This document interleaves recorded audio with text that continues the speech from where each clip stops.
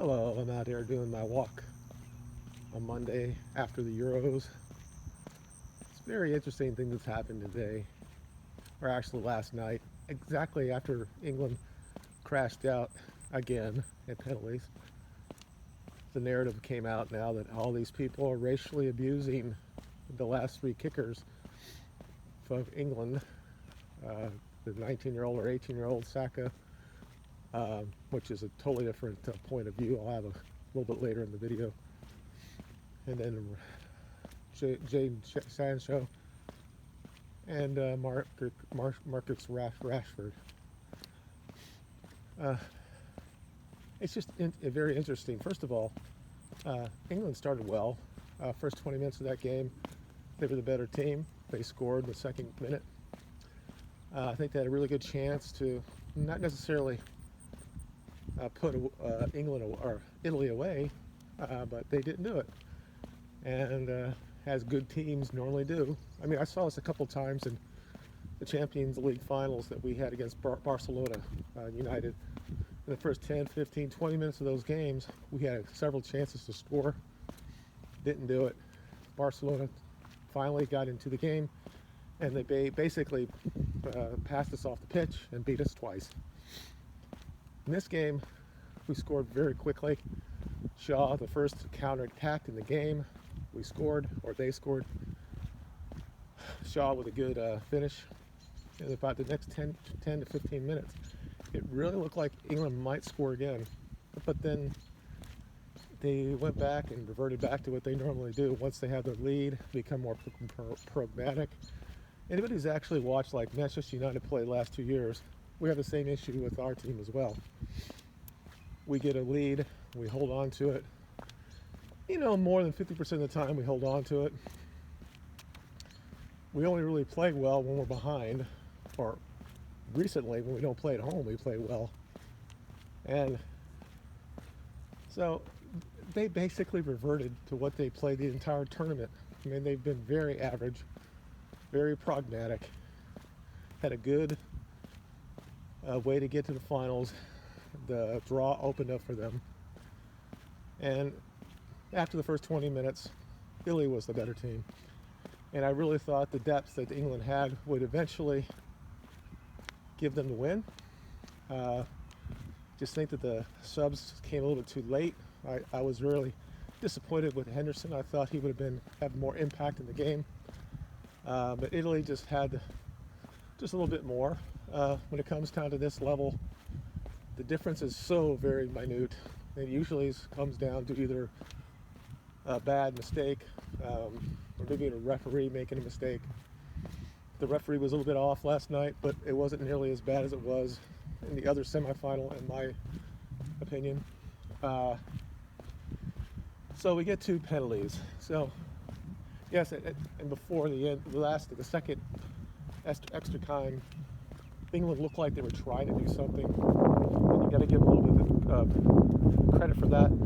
But that courage should have happened well earlier, around after Italy should have scored.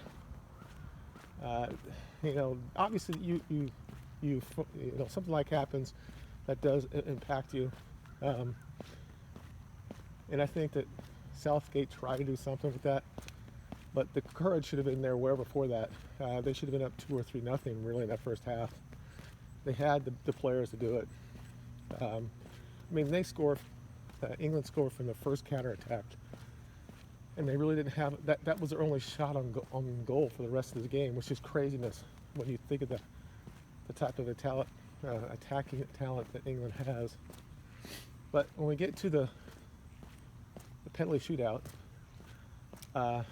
the Italians had to know that they were favored going through that, because they had the bigger goalkeeper, a guy that's never lost in a penalty shootout in his life as a professional goalie. But I tell you, the first two kickers for England did well. Kane and Maguire. What was really shocking with me is Maguire was second. You would have thought probably at that point it should have been Rashford, and then maybe Maguire, then Sancho, or or I don't know. I really understand why the 5 people he selected and their placements. But and people are not saying now that they should let a Sacco be the last guy or the 5th guy to kick. Well, I don't know what you do. I mean, this was one of those things. This is England with their issues with not doing well in penalties. If the veterans, when I say veterans, these are guys in their 20s, if they're not going to force themselves and say, I'm going to be 5th, let Sacco to be later on at that. We can see the video that Southgate talked to everybody, and Grealish said he was ready to go. But once he makes that decision, do we expect the senior player to come up and say to the manager and say, no, I'll be 5th? And, do you want to give Sacco all this burden if he somehow doesn't do what he needs to do? It's weird because this guy's never had to take a penalty, I don't think, in his professional career. Good young player, but and then there's what happened after the game. Now I'm going to put my little tinfoil conspiracy hat, and then I'm going to tell you what I actually think. But I think that I don't know if this is really conspiracy or not, but I think there's a reason why Southgate, because he's an SJW. He's a very progressive, far on the left, thinks that multiculturalism is the greatest thing since sliced bread. He's a white guy that has a problem being white, and it's going to shock a lot of people. But he's basically one of those white liberals that have to be shameful for the past that he has no real responsibilities for, other than the fact that he looks like the people that were here, 1,000 years ago. So why would he have? I mean, Kane's going to be always first because you want to get out front, right? You want to give that pressure to make sure that you have their best penalty kicker, and Kane is their best penalty kicker. But why is Maguire second? Now, fair play to him. He just smashed that thing into the roof. So, but then after that, it's 3 black, young, under 25-year-old British nationalists that it was like he was trying to make a point that that's how England is going to be European champions. That this society is so multiculturalism that it means so much. Because before the game, I don't know if the FA was doing it, but there was pictures of this is why England's in the final, because it's a multicultural country, and somehow that's supposed to be okay. I guess it is. It's almost like a slap to the natives that are here. Who's really native? Who's not really native? Look, if they're American or English citizens, then they're British, right? So I feel bad for the people that missed. Obviously I'm not English. My son is. He was born over there. Both of my sons were born over there, and he wanted England to win, even though he's not. He's German and French like myself. But anyway.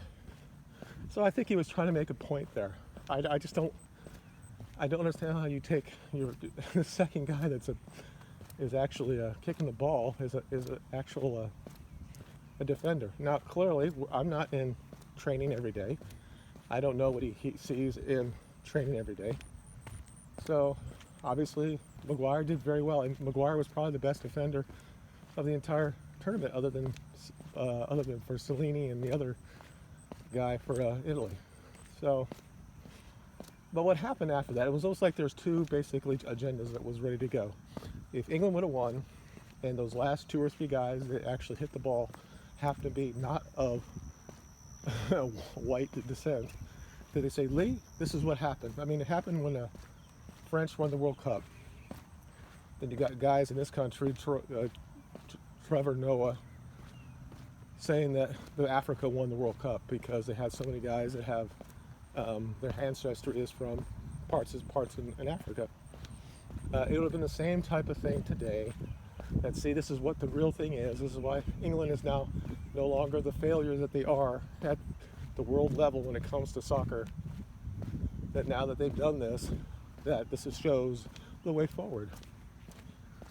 Well, now that was that first one. That's what they were actually pumping up before the game even started. They were showing these little pictures of all this and how England would not be here without immigration and all this stuff. But now that they actually lost, the next thing is, there are all these little troll bots out there saying stupid shit. Some are racist. And all of a sudden, everybody, the establishment, just like what happens with Black Lives Matter, they're not part of the rebellion. They're part of the establishment.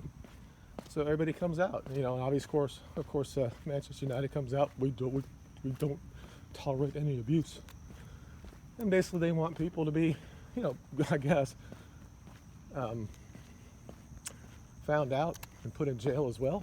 So I'm like, okay, but if somebody actually looks into this, the guy from Rasim Kassam, who's a conservative reporter from England, who actually looked at this, not totally in depth, but it showed pretty much everything that they found, because they didn't show anything.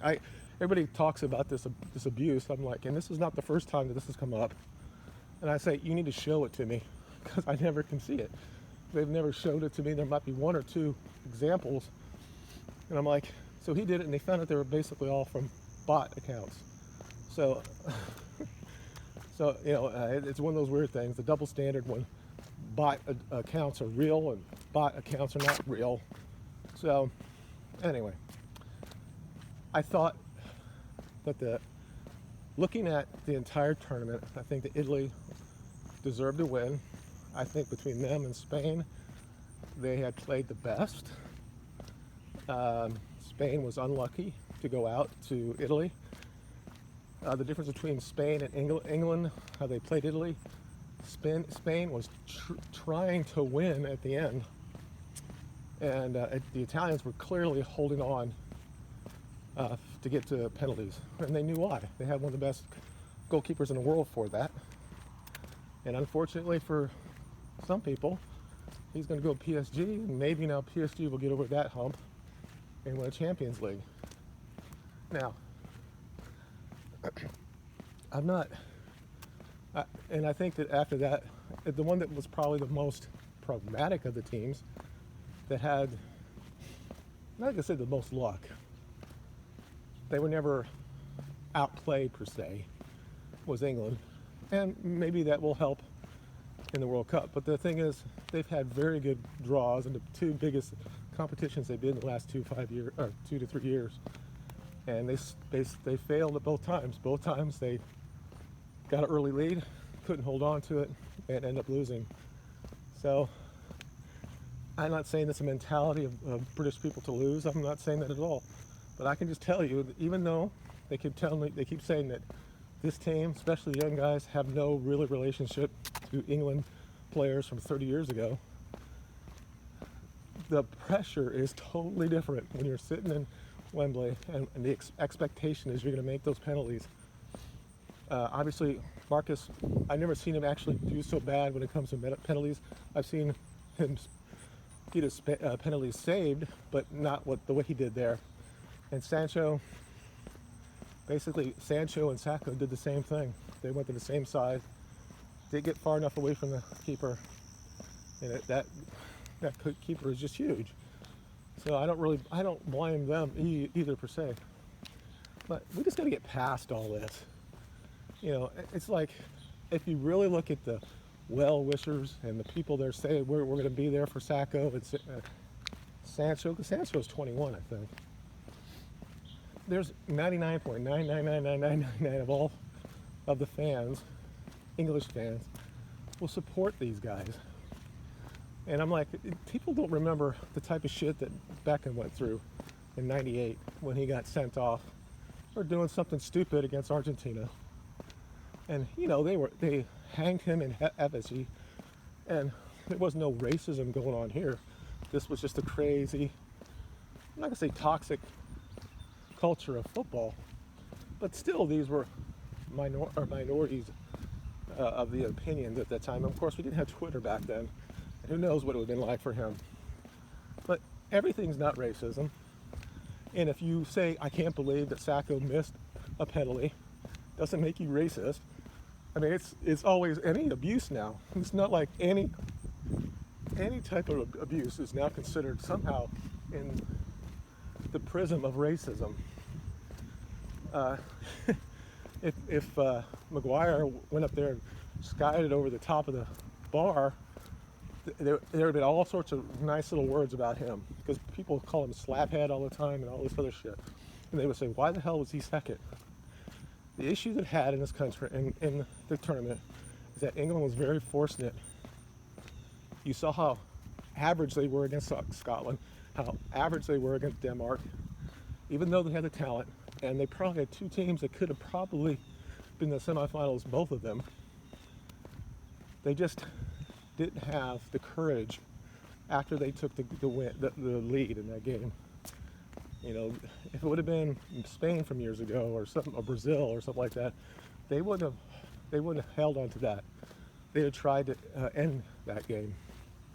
And everybody knows that 1-0 means basically nothing. Even 2-0 means basically nothing. So they had a good tournament. They will be one of the favorites in Qatar, even though I just don't know if they'll be able to deal with the weather there. You're talking about another 18 months. A lot of these guys are going to be more mature. Maybe Rashford will be not as injured. I mean, clearly the reason why he's not playing in those games, he's lost probably 2 steps on his speed. And he probably should have went to the Euros. I understand why he wanted to go. But he definitely needs to get surgery or do whatever he has to do. And United could stay without him for a couple months. We'll have Sancho in there. We'll have Martial if he stays. So we don't necessarily need Rashford. Obviously, everybody is going to back these guys. It's like people just forget the abuse that the guys had in '96 and 1990, and now that will never be looked at as racial abuse, but really any type of criticism you have of any of the people of color when they do something not well, they will frame it as abuse and somehow racial in nature. It means absolutely nothing to me. I was shocked when I saw McGuire going second. I was very, very confident that Rashford was going to make his penalty, but he was a little different with his run-up. He's more square, and he still did the same thing, but he's a little bit off for me, for what I've seen him do it, and I think that led him just barely missing it to the left. Sancho just didn't look like he was ready. So the biggest, I guess, the boast. I think everybody knew this was a possibility. All the people that were talking about England before the tournament still saw what they saw during the tournament, how pragmatic they were, that if we ran into problems, can we go to plan B? Or I just don't think Southgate was up to scratch. Doesn't mean he's not a good coach. I'm not a big fan of his SJW and shit, but he got the team together. They probably played as well as they ever going to do. I would think there's still 3 or 4 teams that are more talented than they are. I'm not sure there's a team that's got more depth. It's between them and the French, and maybe Belgium. But Belgium is just getting old, and they just can't do it either. Apparently, at the top of the stage. But anyway, that's all I had. Want to talk about this morning. I was out walking this morning, and I gotta get off my chest. I don't want to sit there and I want to be more productive and more informative. I don't have to sit there and say that I'm trying to have an agenda myself. I'm not a white nationalist. I'm not a white supremacist. I'm just a white realist. I see what's happening. What I talked about 5-10 years ago about the schools and what they're doing at the college level, I said eventually that would filter down to the high school when it's happening. And you see the craziness when these school boards, and you see what's going on, how they think that they're in charge of everything. Or when the teachers union said that We have to teach this theory. And maybe in another video, if anybody wants to know, I'll talk what I think about critical race theory. Personally, I have no issue with it at the college level, especially if you want to be in those type of markets. You want to be SJW, you want to be activist, fine. If you want to pay for that shit, go right ahead. But it shouldn't really be taught like that. You want to have a conversation about 1619, you want to have a conversation about other stuff that's happened. Just allow both people or both sides to be heard. And I don't know what really is the side here. People don't want to hear what my beliefs is about certain things that happened in World War II. Those things are not discussed.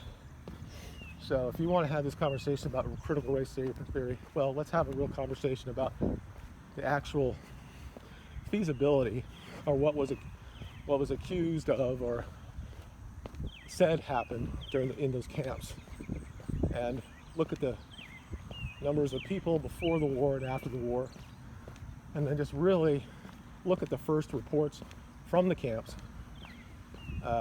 and also realize that the first people that found the camps, the ones that were really, we hear about Auschwitz and everything else, was liberated by the Russians. And we know after that the Russians did a lot of propaganda against Germany, and this is all factual. The whole thing with the hope or soap was made from dead bodies, that lampshades and all that stuff was all a hoax, not real. The shrunken heads, shit like that, and how they changed the actual physical side or statue of these rooms that were supposed to be the death rooms. Something was going on here. They wanted to get something out of it from a propaganda or whatever side ways. But I have no issue talking about that. But if you're going to have this information, if you're like, conservatives can't deal with what our history is. I mean, I'm not a conservative, all right? I've been a liberal and Democrat your entire life. I definitely heard about all this shit when I was in high school, grade school. We had to watch Roots in school. Had to watch another thing about the Holocaust. I forget what it was. It wasn't Schindler's List. I'm too old for that. But both of those stories are fake. They're not real. And these are just somebody's fictional account of something that did or did not happen, and make it more of a narrative. So, especially Schindler's List. Well, both of them are. Roots is also. It's all, I don't know, it's more, it's over. Obviously, slavery was bad. Nobody's going to say it's not. It's just one of those weird things now. Everybody wants to blame Americans. Not all Americans, white Americans. I'm like, we weren't even a country until 1976. We're not the ones that started the slave trade, but we're the ones that stopped it. It has to be both sides, is all I'm saying. But unfortunately, you can't have it. And when it comes to this thing about this racial abuse that these players are going through, you can't have a rational debate on it, because everybody's like, oh, no, you're the oppressor. You're not allowed to say anything because you're a native or you're a white person or anything. Instead of actually looking at that 0.00000000000 of all the tweets or social media mentions have that type of thing in it. Instead of looking at the 99.9999999 that are supportive of the team. It's the same thing when it comes to critical risk theory. Since we're the victors, we write the history. Well, we've gone and kind of changed it so much that we actually look at movies as our history now. Do you think that Pearl Harbor, the movie, was really how it happened? I mean, it's kind of like stupid. Or Midway, even though it's somewhat factual, it's not exactly right. And now we look at Schindler's List and say, oh, it's exactly what happened in the camps. There's nobody on this channel who's going to say that there wasn't atrocities in the camps. But it's just the level that it has morphed into and it's a victim uh, industry, and it's interesting when they are no longer the most victims, they get upset. And it's also interesting, almost everybody that comments on the proposing for Black Lives Matter or other leftist Marxist groups are almost always have the same name: Rosenberg, Einstein, Silverstein. It's like, and I'm supposed to say, that's just a interesting thing there. But good Lord, just me even bring it up, that is now anti-Semitic. I mean, seriously, I could talk about this forever. But anyway, congratulations to Italy. Coming in the tournament, I only wanted one. I had two teams that I wanted to win, Belgium or Germany. And after that, it didn't really matter. England would have been fine, or Italy. But after everything started, how England got to the final with Sterling diving the way he did, even though I think that they outplayed Denmark, I didn't like that. And then just, like I said, I don't want to have, I said, when I first started this, I said, you can call me tinfoil guy here, but explain to me why the last three players happen to be under 25, under 23, all have to be from immigrant backgrounds, and they all had to be black. And the last one happened to be the youngest, almost like what we're doing, saying Kane, the last great white player, striker, even though there's still a lot of great players in England that happen to be white, and some of them don't get their chances for other reasons that I've talked about in my other videos. And then Maguire, who's a defender, basically I don't even think Maguire, I think, has got an Irish background. But anyway, the last three happen to be that way. They're clearly not the best penalty kickers on the team, I would think. Again, I'm not there, and maybe it's just me being paranoid. But I think his idea was, we're right where we want to be, and this will just do so much, and I have to do this. I have to make sure that one of them have a real chance to win it. It'll be so great for the country that we'll be all united. Because I said, if they didn't do this before the game, the morning of the game or the night before the game, that these post pictures came out talking about how immigration has made England the way they are. And I'm thinking to myself, I could definitely find other quote-unquote native people to fill out the rest of that team.